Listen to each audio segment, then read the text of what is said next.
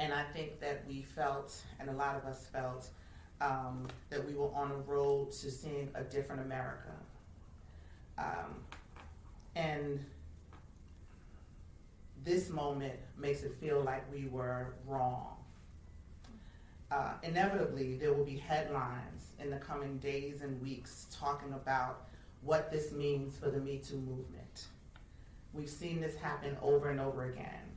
There is a court case that comes out and says, you know, Cosby has been released, and the Me Too movement is over. And then there's another court case that says E. Jean Carroll has won, and they say the Me Too movement is back.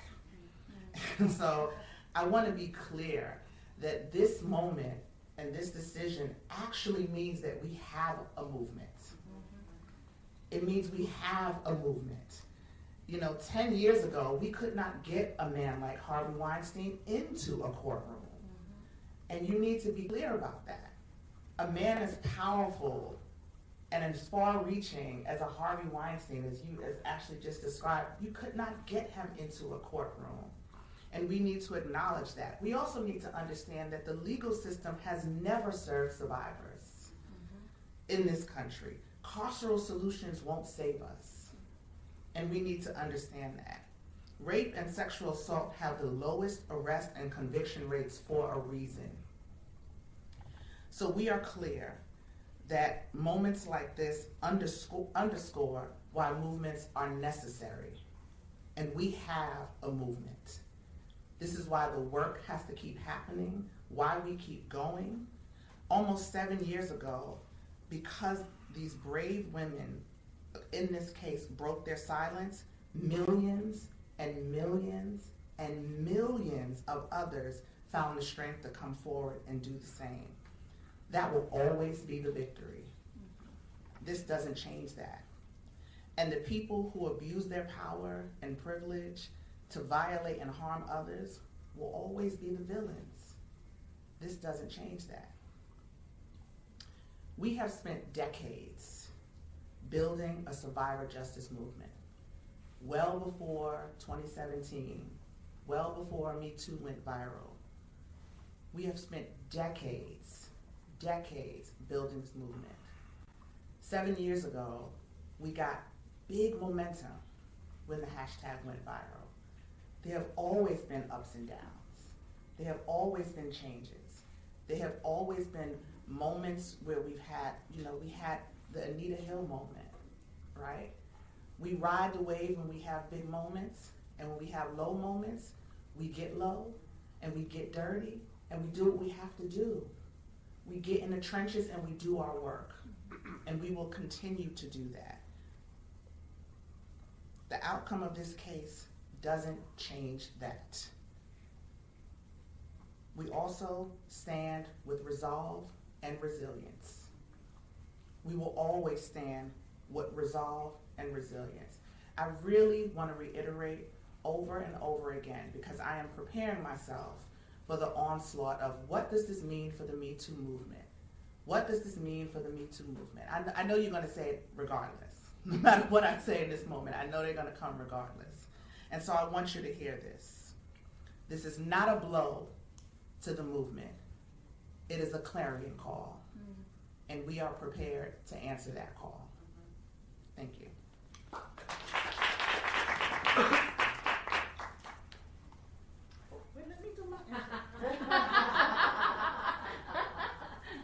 Coming up next is my sister, Fatima Gosgraves, head of the National Women's Law Center, who is a stalwart in this movement, and she will have remarks.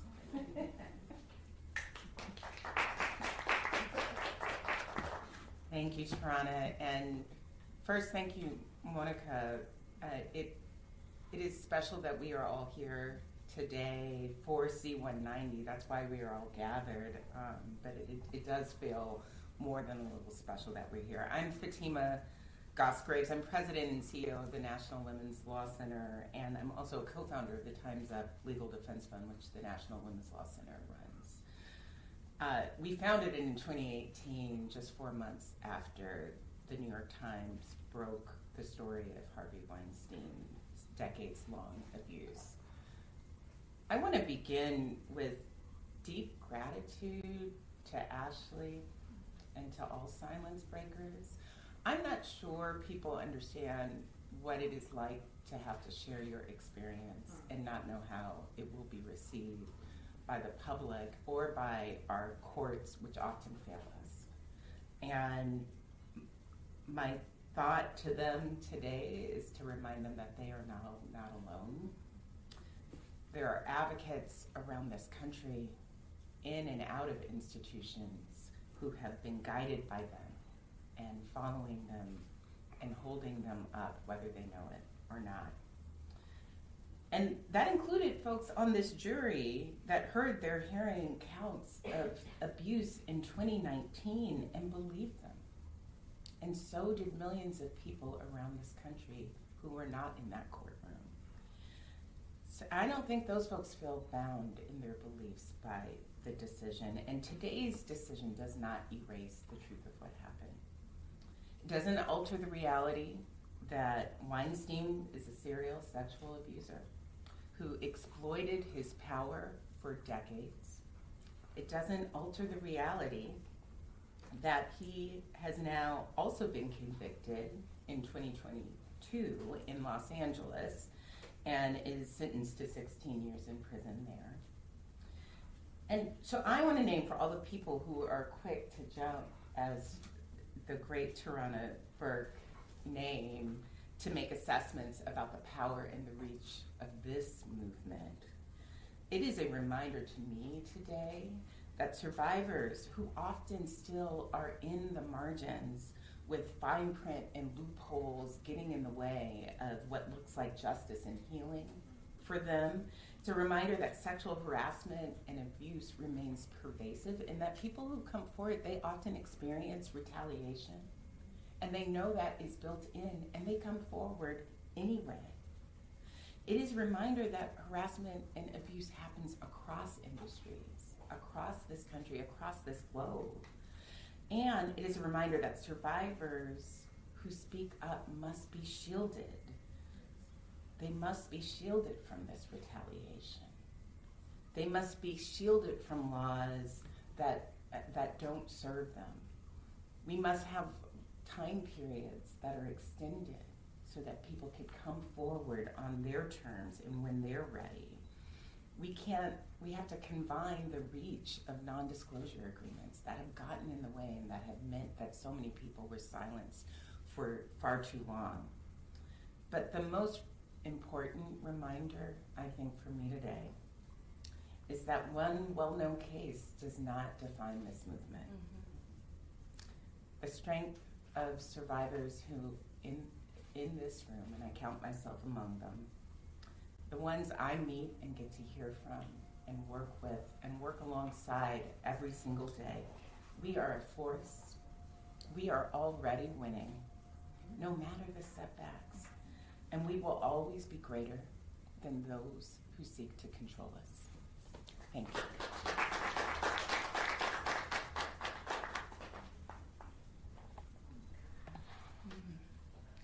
So I think most of you in the room know we had something like an hour to pull this gathering together, and I didn't have any time to prepare remarks, and we were all gathering ourselves.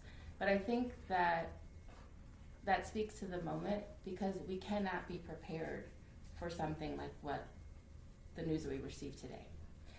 And much to Ashley's point, it is in these moments when we are kind of caught off guard, when we receive unexpected news that we thought we would never wanted to hear, that we have to decide, what do we do with it?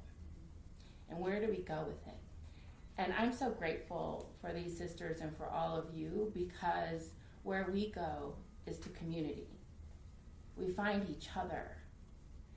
And that is what I hope that in this moment, as survivors and allies and people around the world learn of this news, let us find each other and make a renewed commitment to do the work that is required, not to take on a case like this one and to look at the results of this opinion, but let us do the work to take on what is required to end sexual violence in every workplace and in every place today and forever. That is what we have to focus on, is the way forward and the way that we're going to finally end this problem, and along the way provide the supports that are needed to those of us who survive every single day. And I came into community with Ashley and with Tarana, and Fatima and I were already in community. We got closer because I wrote the letter, the Dear Sisters letter, on behalf of the 700,000 farm worker women who heard the stories, who heard Ashley and who heard others who were sharing their truths and their pain. And in that moment, as society was responding and reacting and people were making judgment calls and decisions, in my community, the farm worker community, we were able to listen, to take it into our hearts, and to say that what is needed right now is for us to say, we see you, we hear you, we love you, and we will be with you. And that is the call today. To all the survivors who have come forward, who have received this news today, we love you, we see you, we believe you, and we will continue to be with you. And to all the survivors who are watching this press conference or who might hear about the press conference after today, know that we will be with you along this journey, and that none of us here are going to stop until we are all free and safe. And as we walk across the street to the United Nations for the event that is planned for today, on the upcoming anniversary of Convention 190, declaring that the world of work be free of gender-based violence and harassment, this is our opportunity to show the world that we mean it, and that we will make sure that every single person, every working person, will be able to work with dignity and free of violence, and that our movement isn't just about the world of work, but it is about every place. And we call you to join us as we continue to grow and fortify this movement. Thank you. And we are going to stay for a few moments to take some questions. We do have to go to the United Nations for an event, but we will stay for a few moments to take questions. Thank you all for being here.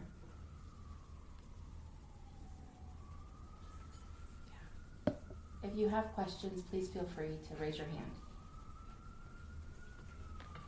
Go ahead.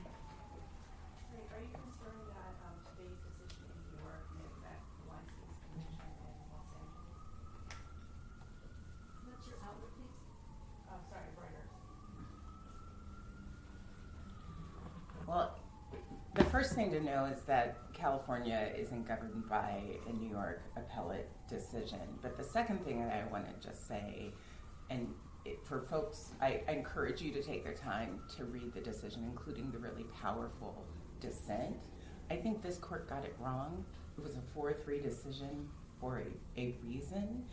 And the way that our laws have developed over the last couple of decades, the majority opinion doesn't really take that into account. There was a pattern of behavior, so it was not unusual to have the sorts of witnesses that were involved in this trial. And so the short version of this is, I deeply hope that is not the case, and that the California appellate courts would not go the wrong way in the same way that this New York court has gone.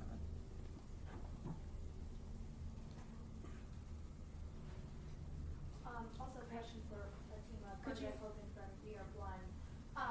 If you wouldn't mind going to the mic as well, sorry.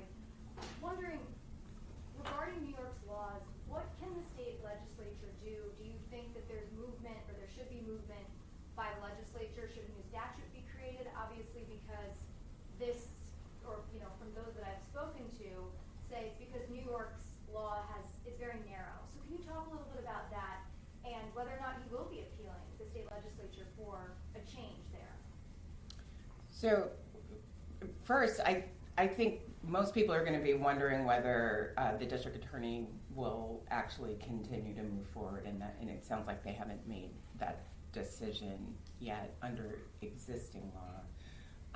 And I really encourage people to sort of take a beat and think about whether or not this was a misapplication or whether or not there was a problem actually with New York laws. But the thing that I will say about it is that over the last decades, it has been pretty clear that it has taken time for courts to understand the nature of sexual violence. The old myths and ideas that people have that most sexual violence is some sort of stranger rape in an alley, right, versus what is far more likely. It seems to me that there's a lot of work to be done to also educate the judges in our courts so that they understand when the cases come before them what sexual violence actually looks like, so that survivors are treated with dignity and respect in their courtrooms, and so that their stories are considered and taken into account. Are there any other questions? Hi. Your name and outlet? Yes, Aisha, co-founder and co-executive director of Feminist, and our audience really requires and desires a lot of action. So my question to you all is, what would you say would be some calls to action right now? Yeah, I think this is a great time. When we say that this is not a moment to say that the Me Too movement is dead and things like that, this is a moment for people to join in that, right? But I think one of the biggest sort of missteps that we've made is people sit on the sidelines and watch like this is a spectator sport. Movements aren't spectator sports. Mm-hmm. So movements are made of people. So if people want to be active, this is the time to stand up and say, I'm a part of this. The movement is what we say it is. So a call to action is this is the moment for survivors, people who stand by survivors, advocates. If we believe that we can live in a world free of sexual violence, this is the moment to stand up and say, we define the movement. This case doesn't define the movement. This is when I say it's a clarion call, that's what I mean. So the call to action is for people to stand up and say, this is why we need a movement.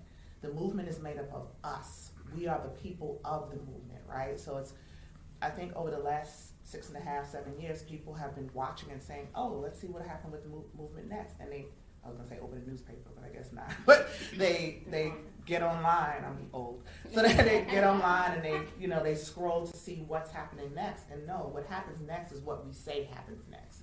So that's what the call to action is. What are we gonna do next? And so our job is to put guardrails on. But the job of the people is to stand up and say, we are here and we are ready. Put our feet to the ground and to follow. And we are here to set up lots of things to do, right? This is a movement that is going to be long. That's what movements are. They're long, they're strategic, they're thoughtful. But there are lots of people. And the thing about survivors is the sad thing about survivors, there's so many of us, but the good thing about survivors is there are so many of us. Every 68 seconds, but there are so many of us. So that's what I would say. I also want to name that April is Sexual Assault Awareness Month in the United States, and every April we call on people to get to know the rape crisis centers in their localities, to know who the anti-sexual violence coalitions are, to volunteer with them, to support them, to share their work, to donate to them. This is the time to do that, to do it over and over again. There are going to be survivors who are going to hear the news from today, and they're going to be shook. And we need to say, we are strong, and we're in this together. We need to say that over and over again. We also need to call on our political leaders, because the law fails us. The law consistently and continuously fails us, and legal reform is required. So we have to make sure that we are pushing on all the levers that we have. We need to say it's law reform, it's judicial reform, it's who are our leaders, how are they supporting survivors. We need to support the movement by donating and funding the movement. But the other thing is, in this moment, I call on you to lift up the voices and the stories of the brave individuals who came forward to name the harm that was committed against them by Harvey Weinstein. They are the names that we should be lifting up. It is their brave stories that we should be lifting up, and their courage. Let their names and their stories be the loudest ones heard right now.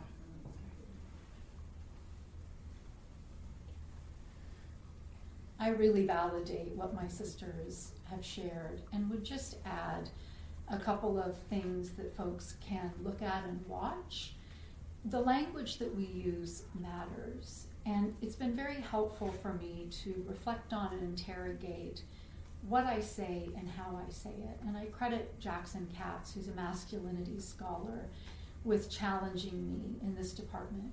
So, for example, I would say, she was raped or I was raped, and he would say, a man raped you. From whence does this violence come? And did I have the courage to be someone who was willing to hold a violent man accountable for his male sexual violence? It's uncomfortable.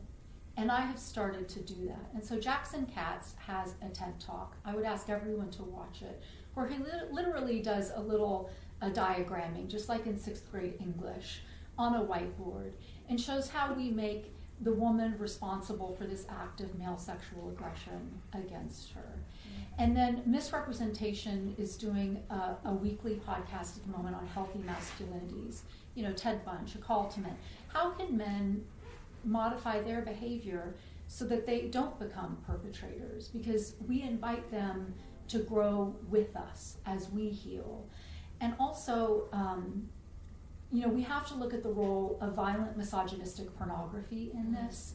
And everyone should take a look at Culture Reframed, which was founded by Dr. Gail Dines, who's a very courageous pornography scholar. And look at the article that Peggy Orenstein just published in the New York Times about how what we call choking, but is really strangulation and asphyxiation, has migrated from pornography into teen sex. So these things all play a role in male sexual violence. 1 out of 3 college women in their last sexual experience, not over their careers, were asphyxiated by their male partner.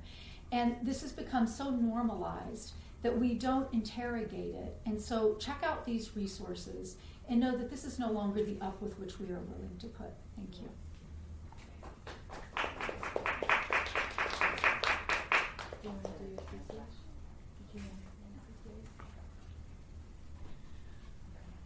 I just want to offer a couple of additional calls to action, because I really appreciate that question. The one I want to say, we run the Time's Up Legal Defense Fund.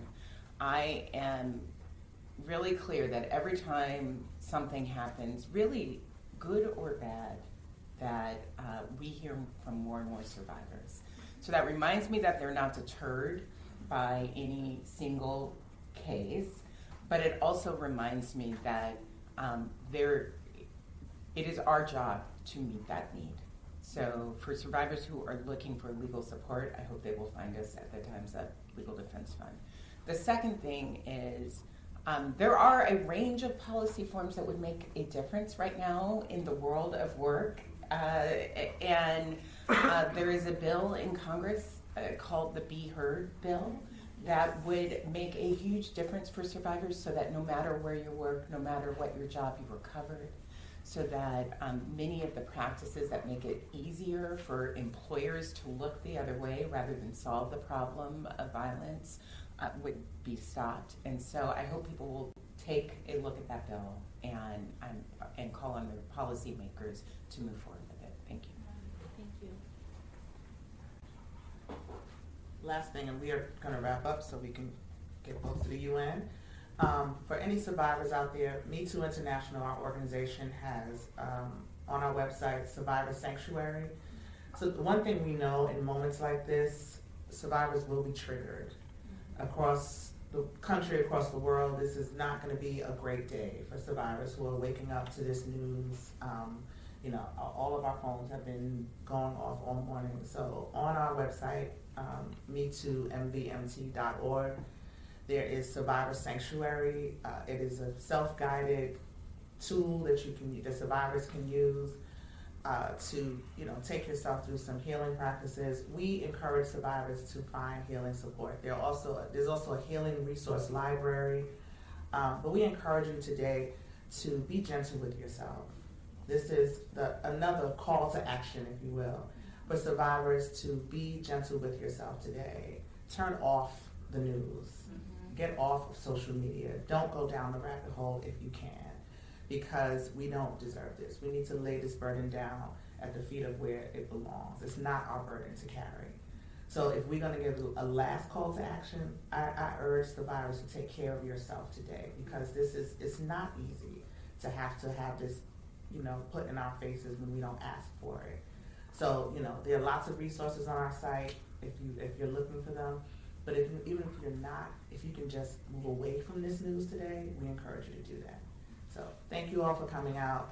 Monica, if you don't have some last words here. We appreciate you. Thank you all, and if you have any additional questions, please feel free to reach out. We'll make sure that they get directed to the right folks, and we'll be happy to share responses. Thanks so much for your time.